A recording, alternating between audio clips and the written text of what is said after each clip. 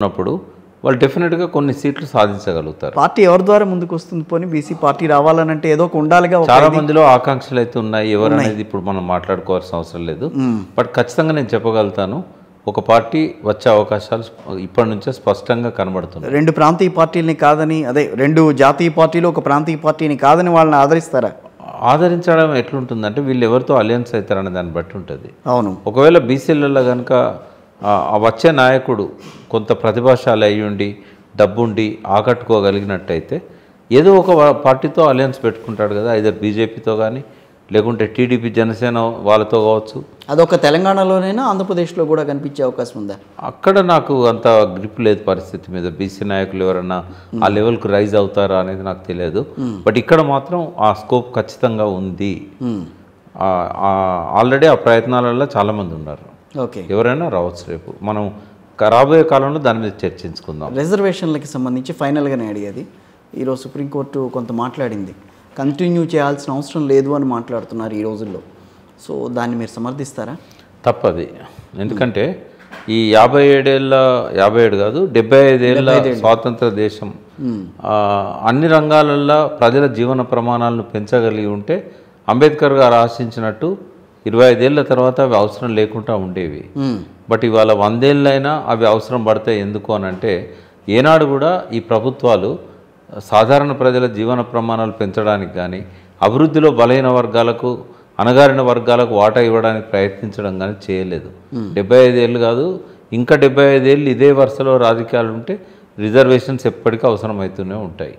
Creamy layer అనేది ఒక మంచి కాన్సెప్ట్. అది క్రీమీ లేయర్ అనేది అవసరం, కానీ రిజర్వేషన్సే అవసరం లేదు అనేది కరెక్ట్ కాదు. ఇప్పటికీ గ్రామీణ ప్రాంతాలలో మూఢనమ్మకాలు ఇప్పటికీ ఉన్నాయి. వెనుకబడతాను మీకు సిగ్గుతో తల వంచుకోవాలి కేంద్ర ప్రభుత్వాలు. ఎందుకంటే 75 ఏళ్ళు అయినాక అమృతోత్సవాలు జరుపుకుంటాను, కానీ ఇప్పటికీ నిరక్షరాస్యులు 30% పైగా ఉన్నారనేది అది జీర్ణించుకోలేని వాస్తవం. అది అంటే స్వాతంత్రం వచ్చినాక పుట్టినోడు కాటికి కాలు చాపుతున్నాడు అంటే ఇన్నేళ్ల కాలంలో కూడా వానికి చదువు చెప్పడం సాధ్యం కాలేదా? ఎప్పుడు కంపల్సరీ ఫ్రీ ఎడ్యుకేషన్ అని చెప్పి రాజ్యాంగంలో రాసుకున్నారు కదా.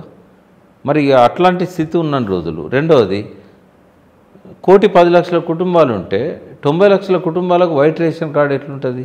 కరెక్ట్. అది కొంచెం చాలా వ్యాలిడ్ పాయింట్. అంటే ఆర్థికంగా వెనక ఉన్నట్టే కదా. అంతరాలు చాలా ఉన్నాయి. రోజుకి ఏంటంటే ధనికులు ఇంకా ధనికులు అవడం, పేదవాళ్ళు ఇంకా పేదవాళ్ళు కావడం, మధ్యతరగతి వాళ్ళు కూడా పేదవాళ్ళు కావడం అనేది కనబడుతున్నది మనకు. కాస్ట్ ఆఫ్ లివింగ్ పెరుగుతున్నప్పుడు, ఈ అంతరాలు పెరుగుతున్నప్పుడు నువ్వు రిజర్వేషన్స్ ఇవ్వకుండా ఎట్లుంటావు? ఇప్పుడు ఆర్థికంగా ఎదిగితే వానికి సామాజికంగా చైతన్యం వస్తుంది, సాంఘికంగా ఎదుగుతారు. నీకు ఆర్థికంగానే వాడిని ఎదగనియకపోతే నువ్వు నీ రాజకీయం ఓట్ బ్యాంక్ కోసము ఇలా ప్రజలను ఓట్లుగా చూసినంత కాలము వాళ్ళు ఎదగరు. ప్రజలను మనుషులుగా చూడాలి కదా. ఎవరిని మనం మనుషులుగా చూసాం?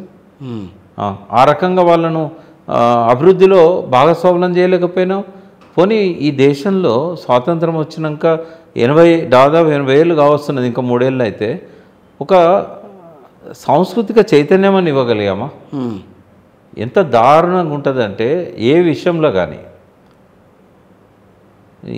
చెప్తే అందరు నవ్వుకుంటారు, కానీ స్వాతంత్రం వచ్చిన 78 ఏళ్ళ తర్వాత పనులు తోమడం రాదు మనుషులకు. మీరు ఎవరినైనా అడగండి, మీరు పనులు ఎట్లా తోముతారంటే ఇట్లా తోముతామంటారు.